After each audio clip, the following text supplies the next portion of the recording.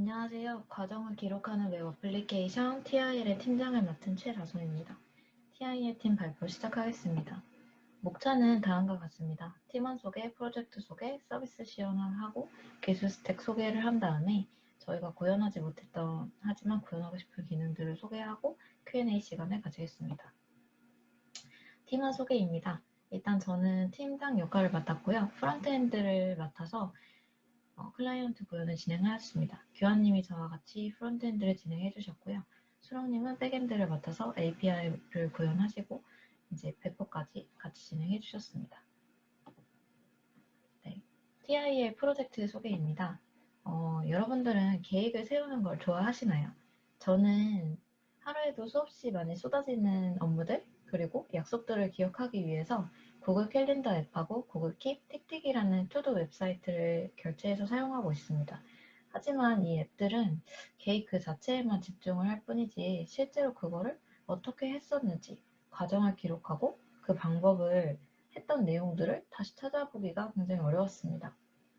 예를 들어서 리액트를 공부하기로 계획을 세웠는데 실제로 내가 그거를 계획을 이행을 했는지 그리고 시퀄라이즈 에러를 확인을 했는데 에러를 잡았는데 나중에 시간이 지나서 블로그에 해결법을 쓰려고 하니까 내가 어떤 과정을 거쳐서 이걸 했었지? 에러 메시지가 뭐였지? 기억이 전혀 나지 않는 거죠.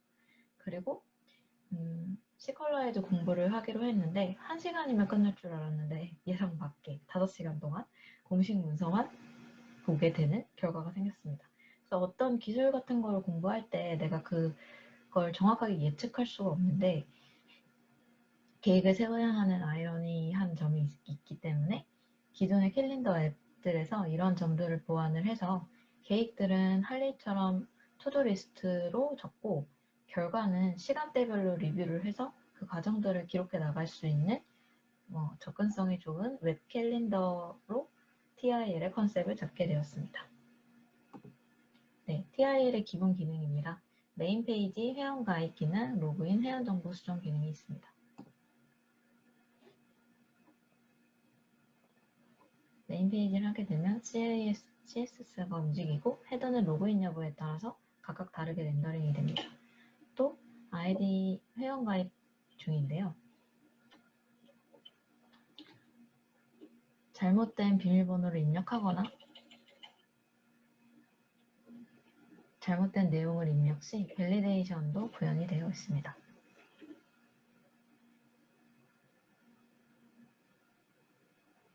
로그인 페이지입니다.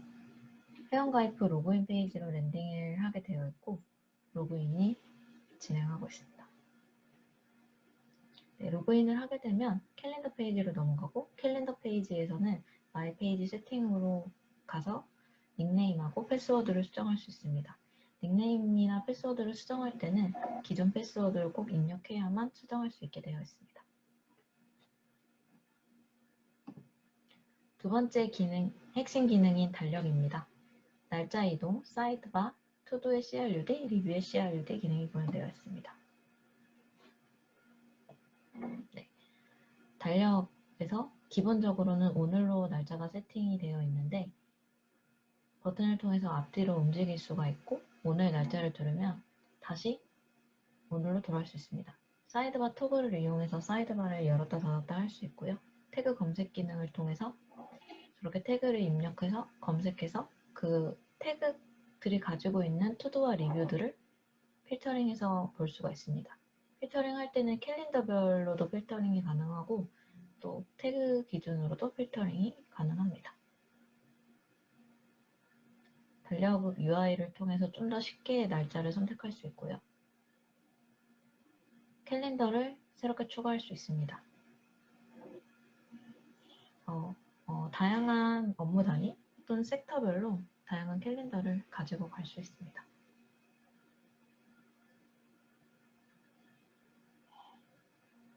네, 여기서도 캘린더 필터 기능이 적용되어 있어서 그 각 캘린더에 맞물리는 투두와 리뷰들을 따로따로 렌더링해서 볼 수 있습니다.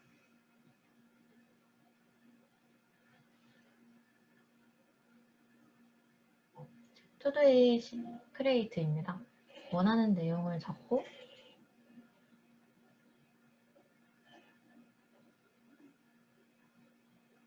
캘린더를 선택을 한 후에 태그는 넣어줄 수도 있고 넣지 않을 수도 있습니다. 이렇게 되면 투두가 생성이 됩니다. 기존 투두를 누르고 수정하고 싶은 내용을 수정을 하면 업데이트가 가능합니다.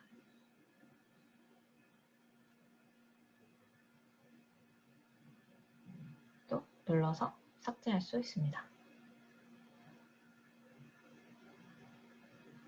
리뷰의 CRUD입니다. 제목과 내용을 입력할 수가 있는데요. 아까 투두에서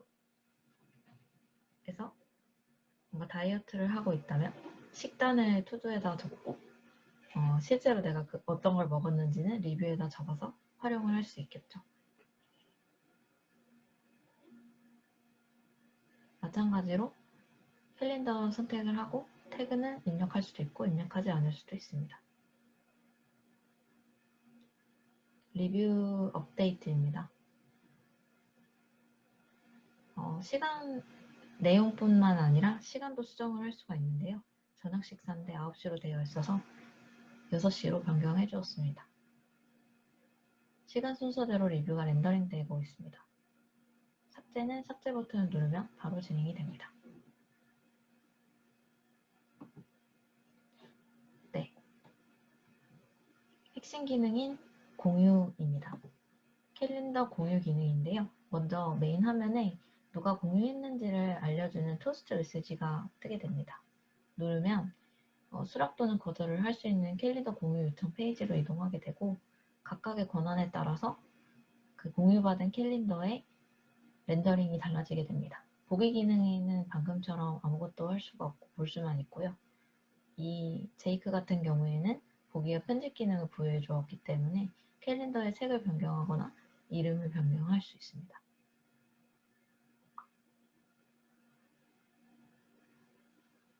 마지막으로 공유 기능까지 부여받게 되면 편집을 할 수 있을 뿐만 아니라 공유를 해서 새로운 사용자를 불러줄 수 있습니다. 공유할 때는 저렇게 닉네임을 통해 검색할 수 있게 되어 있는데요.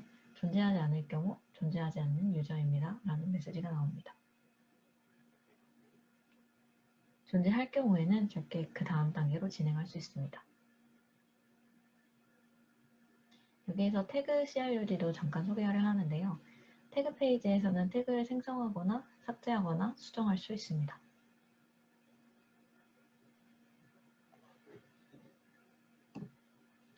네, TIL 팀이 사용한 기술 스택입니다. 저희는 프론트엔드, 백엔드 모두 타입스크립트를 기반으로 구축을 하였고요. 프론트엔드에서는 리액트, 리덕스, 리액트 훅스를 기본으로 컴포넌트 구조를 진행을 했고 스타일드 컴포넌트를 이용해서 CSS 디자인을 진행하였습니다.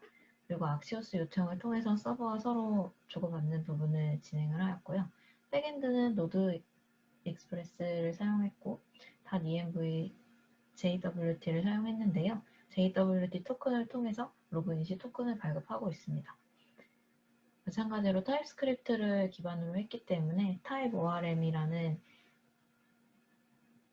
걸 사용을 해가지고 API를 구축하였습니다. 디플로이 같은 경우에는 AWS로 진행을 했는데요. 아마존 EC2, S3, 라우트 53, RDS를 사용했고요.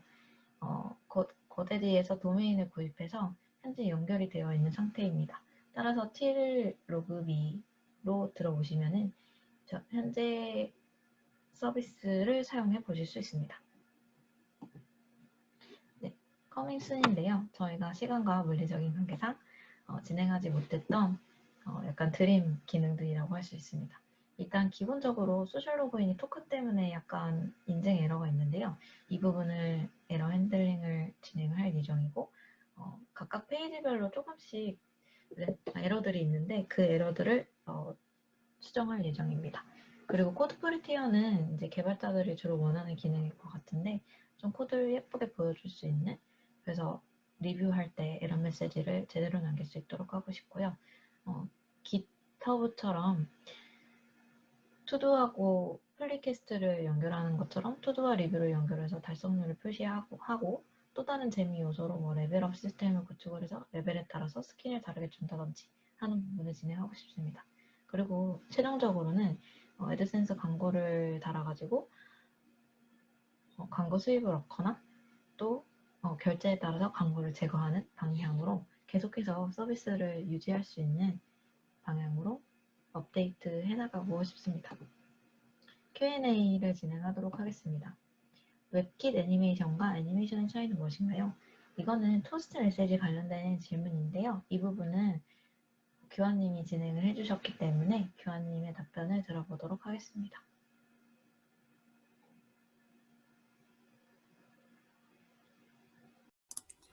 네, 안녕하세요.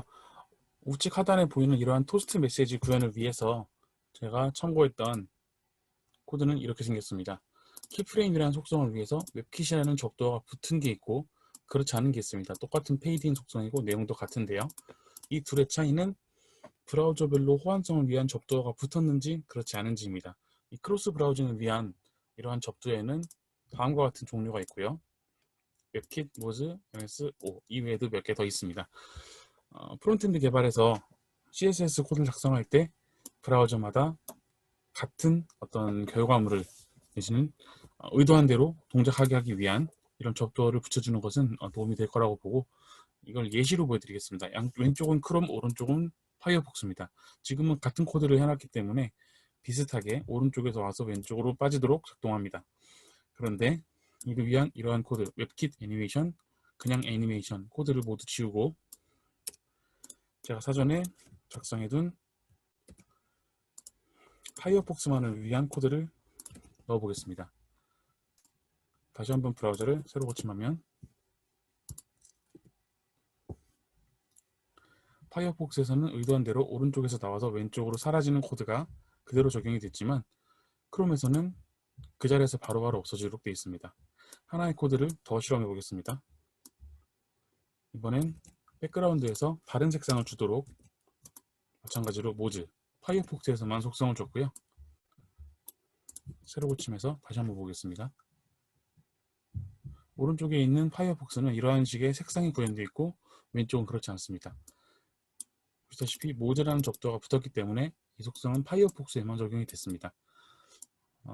프론트엔드 개발에 관해서 이러한 CSS 코드에 대한 접두어를 신경을 쓰는 편이 좋겠다라고 생각합니다. 감사합니다. 네, 답변 잘 들었습니다. 그 다음 질문으로 넘어가겠습니다. 핵심 기능인 공유 기능 구현 시 어려웠던 점은 어떤 것이었나요? 네, 캘린더 공유 기능은 제가 구현을 했는데요.